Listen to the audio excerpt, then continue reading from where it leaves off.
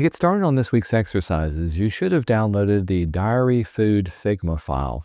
And when you open it up, we're going to be talking about different uses of overlays for your website designs. This doesn't have to be for a website, I just said website. It could be for an app or any kind of interactive design that you don't want people to take them away from the original page. You want to have information overlay or pop up and still be interactive within your design. Now, there's a couple of things that we can consider whenever we create this. First off, when you have this open, let's go into prototype mode and have a look at our main page. Do make sure that main page is selected so that you can see what we have here. And you can see it's just a basic little food blog. You've got some default links up here. You've got a nice hero page, lots of little features. Now, the first thing I want to do is to remind you about how things interact in your blog, or excuse me, in your prototype that you've got. You can see up here at the very top, I've got my navigation bar. When I scrolled through it, by default, the navigation bar is going to scroll and move along with it. If I wanted this navigation bar to stay at the top of my page, going back to the design portion, select the navigation bar, and we're in prototype mode. Go down to the scroll behavior, and this time, instead of it scrolling with the parent, we're going to have it stay fixed in place. In this case, now when I go back to my prototype, when I go to scroll, you can see how it stays up there at the very tip top. Now that's going to be important because we want it to stay exactly wherever we place it. And this is going to be true for the pop-ups that we create as well. Let me show you an example of the first kind of pop-up that we're going to do. We're going to do a cookie pop-up.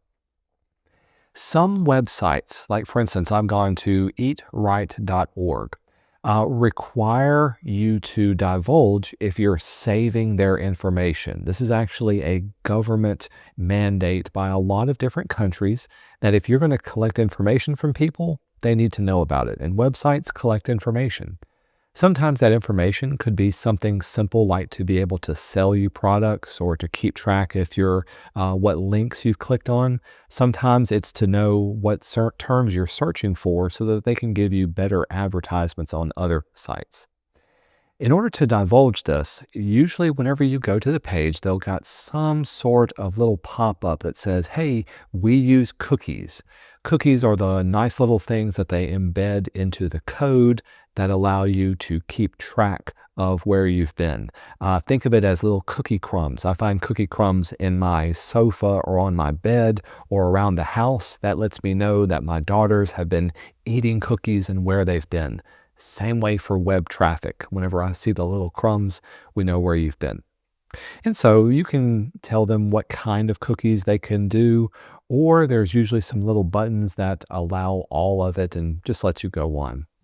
The main thing is, this is a pop-up that stays at the bottom of my page until I click on something. So if I choose allow all, it goes away, and then I can use the website the way I want to.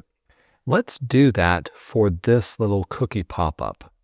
So in order to turn it on, I want you to notice that this design is all in one single frame. So they designed out all of this and then they put it inside of a single frame. And if we go to design mode, we can see that frame has been turned into an auto layout. So if I go to resize this, you can see all the little components inside of it also kind of automatically react to what I have. Now, when they created it, they of course put some buttons on here. They have a little X up here, meaning I can close it out. We're not going to get into the really interactive portion of this. We just want this to be able to pop up for us.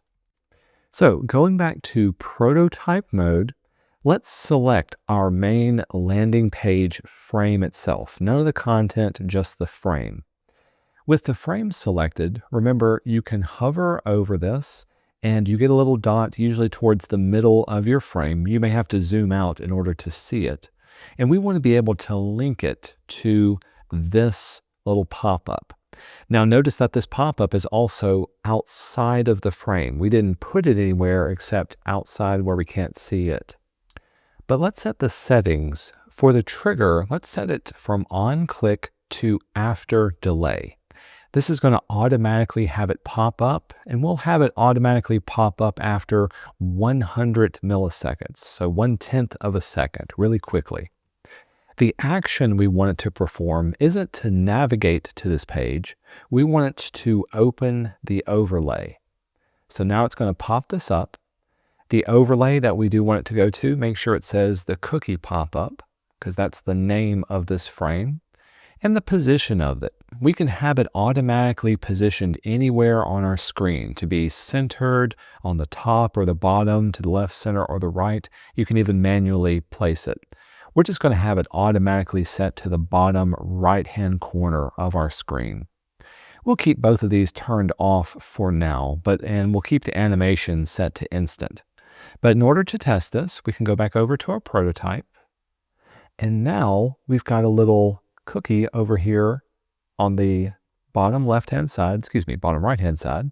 And when I scroll, it stays on that bottom right-hand side. But we still don't have it interactive with. Like I can click on this, or I can't close it out or anything. It's just kind of stuck right there. So let's go back to our design and see if we can further refine this interaction. Now there are a couple of ways we can close this out.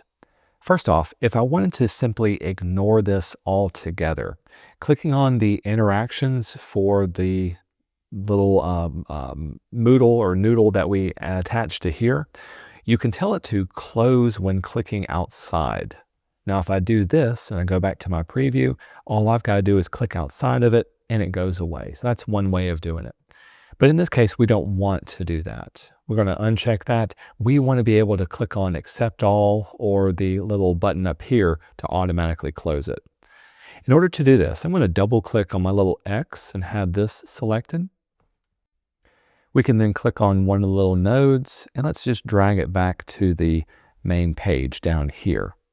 Now you may have to scroll out if you can't see this interaction too easily. I'm going to zoom out and it's kind of stuck down here. There we go. Let's drag it up. On this one, our trigger wants to be, again, on click. So when I click that little X, this time we're going to simply close the overlay. And that's it. That's all you have to do. Let's do the same for accept all. You may have to double click on it a couple of times till it brings up accept all, then click and drag and connect it here.